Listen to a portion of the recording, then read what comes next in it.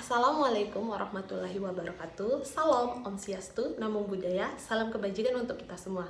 Halo semuanya, perkenalkan nama saya Anissa Isnaini dengan NIM 2323240160.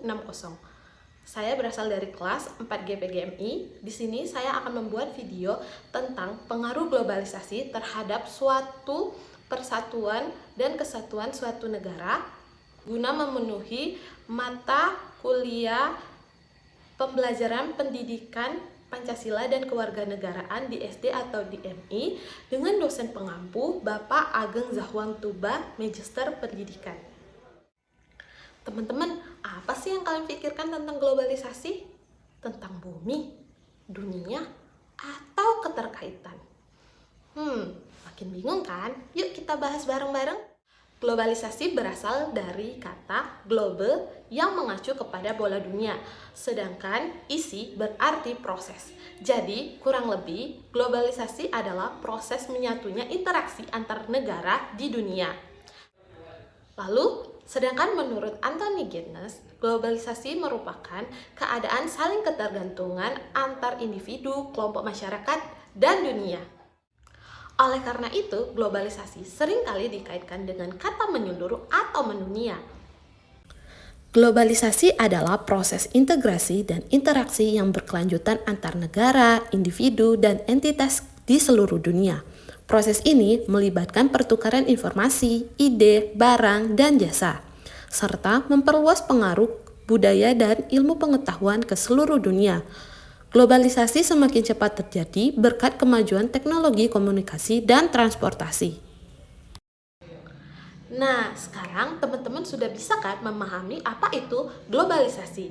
Sekarang kita akan berfokus dan membahas lebih dalam terkait pengaruh globalisasi terhadap persatuan dan kesatuan suatu negara, terkhususnya yaitu di negara Indonesia.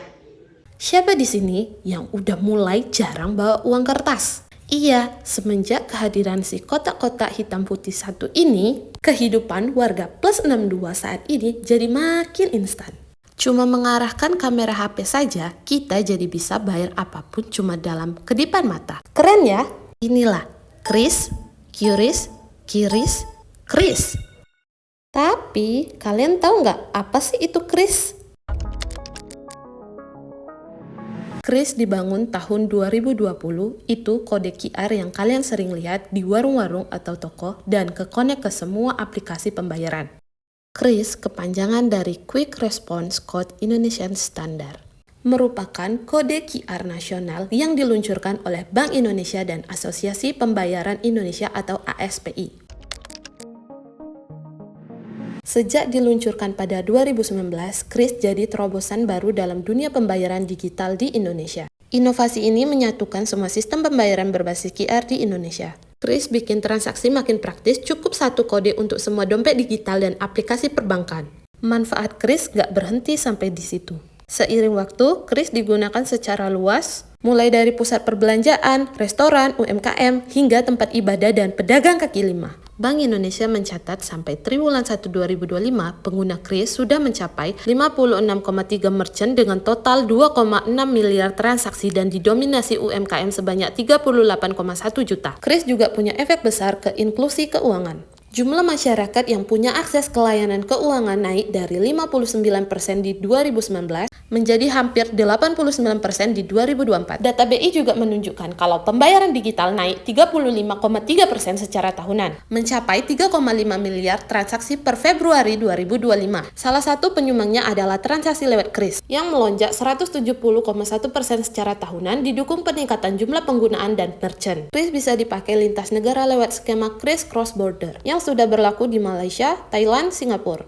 Dan ke depan diperluas ke Jepang, Korea Selatan, India, dan Arab Saudi. Transaksi bisa dilakukan pakai mata uang lokal tanpa harus lewat dolar dulu. Lalu, mengapa Kris bikin Amerika Serikat ketar-ketir? Kris diprotes Amerika Serikat. Kris kembali menjadi perhatian publik setelah disorot pemerintah Amerika Serikat. Dan disinilah letak persoalannya. Well, buat Amerika Serikat, Kris dianggap ikut mendorong strategi dedolarisasi. Proses mengurangi ketergantungan pada dolar Amerika dalam transaksi antar negara.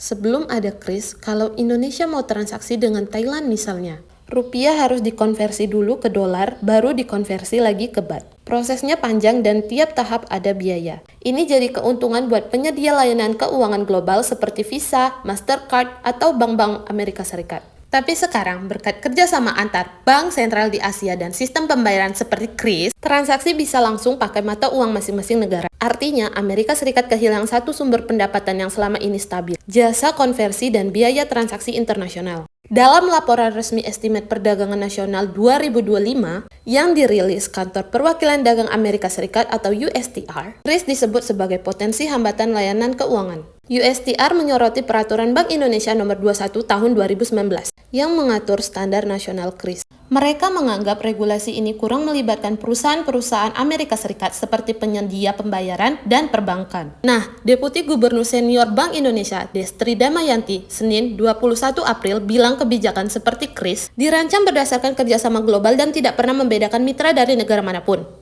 Peneliti dari Central of Reform on Economy Indonesia, Yusuf Rendi menilai, reaksi Amerika ini nggak bisa dilepaskan dari konteks yang lebih besar yaitu dedolarisasi global. Makin banyak negara terutama di Asia mengurangi penggunaan dolar dalam transaksi lintas batas, KRIS jadi bagian kecil tapi signifikan dari perubahan itu. Terkait dengan disinggungnya KRIS oleh pemerintah Amerika Serikat, saya kira ini juga tidak terlepas dari isu ya mengenai dedolarisasi yang memang kerap kali muncul setidaknya dalam beberapa tahun terakhir ini. Kalau kita perhatikan semakin banyaknya perjanjian penggunaan lokal currency settlement, terutama yang dilakukan oleh beberapa bank sentral di Asia terutama, itu saya kira menjadikan Amerika Serikat semakin gerah gitu ya, karena sekali lagi isunya adalah menurunkan penggunaan dari dolar untuk settlement pembayaran yang dilakukan oleh konsumen atau masyarakat di masing-masing negara. KRIS juga mengancam dominasi pemain lama kayak Visa, Mastercard, atau PayPal. Dengan sistem lokal yang lebih murah dan langsung terhubung antar negara, pengguna jadi punya alternatif. Di sisi lain, perusahaan asing kehilangan pangsa pasar dan potensi cuan. Bahkan dari biaya admin kartu yang selama ini dibayar jutaan pengguna setiap bulan. Nah, cukup sekian ya video tentang pengaruh globalisasi terhadap persatuan dan kesatuan suatu negara. Terima kasih yang sudah menonton. Saya akhiri. Wassalamualaikum warahmatullahi wabarakatuh.